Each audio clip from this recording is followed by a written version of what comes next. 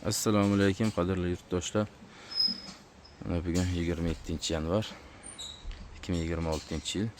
Namangan viloyati To'raqo'rg'on tumani Gazavlok seximizda mana kech bo'lishiga qaramasdan ish avjida, juda a'lo darajada bolalar gazavloklarni mana chiqarishyapti. Ajoyib holatda gazavloklarimiz 20 ga 30-60 holatda. Gazavloklarga reska solish, ya'ni kesilish jarayoni. Bu tomonda zagotovkaga tayyorlashyapti bolalar. Zagotovkani bu tomonda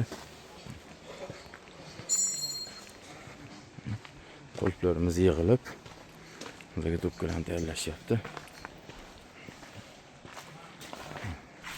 Hozirgi holat mana shu har bitta qolipda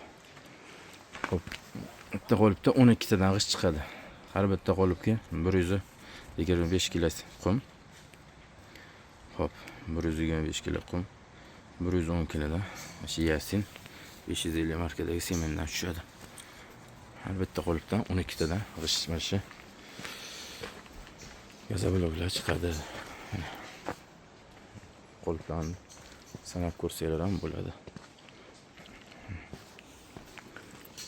1, 2, 3, 4, 5, 6, 7, 8, 9, 10, 11, 12. Bu degani har bitta blokda 9 kg 100 dan semen bor degani.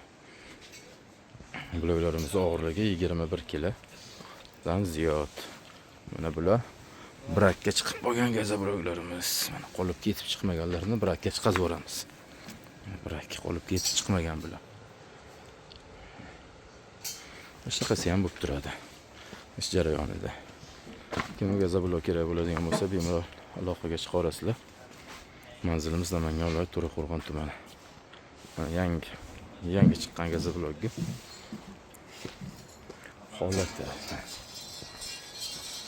Gazavlok ustiga chiqib bemalol yursa ham bo'laveradi. Bemalol yursa bo'laveradigan holatda.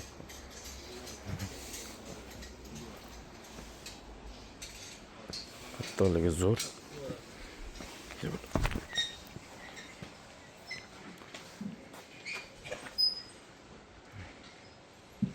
Sog' bo'lasizlar, salomat bo'lasizlar. Kimga gazavlok kerak bo'lsa, ekran nomerlarimizni qoldirib qo'yamiz, bemalol aloqaga chiqarasizlar.